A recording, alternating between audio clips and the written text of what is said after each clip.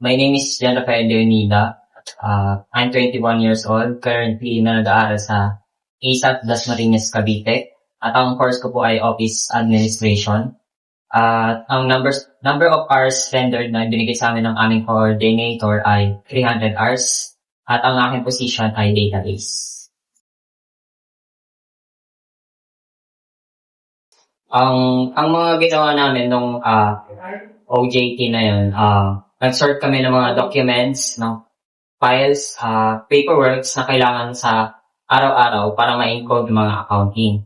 And isa pa dun sa mga ginawa ko ay yung printing and xerox. Dahil may experience na ako sa printing and xerox, nagamit ko dito na yung pagpiprint and natulungan ko yung mga ibang OJTs dahil konti lang ang alam nila sa pagpiprint.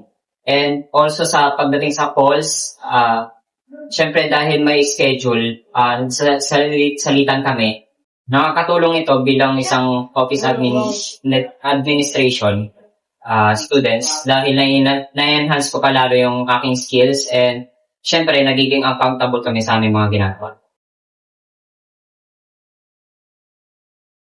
Ang mga natutunan ko sa OJT na laging sinasabi ni Sir James ay i-value namin yung work namin dahil pagdating namin sa totoong trabaho ay magagamit namin ito at mas lalo pa namin ma-enhance at syempre, doon din papasok yung teamwork nyo as a team. Hindi nyo naman magagawa ang isang bagay kung isa lang yung gagawa at kikilos.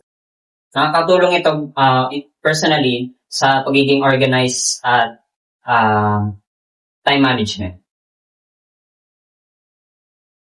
Ang message ko sa JPMC, thank you sa pagtanggap sa amin dito bilang OJT. And thank you rin po kay Sir James, kay Ma'am Jen, and kay Sir Robin. Ang message ko sa next interns is good luck and maging productive kayo. Dahil magagamit niyo yan pagdating ng panahon sa trabaho.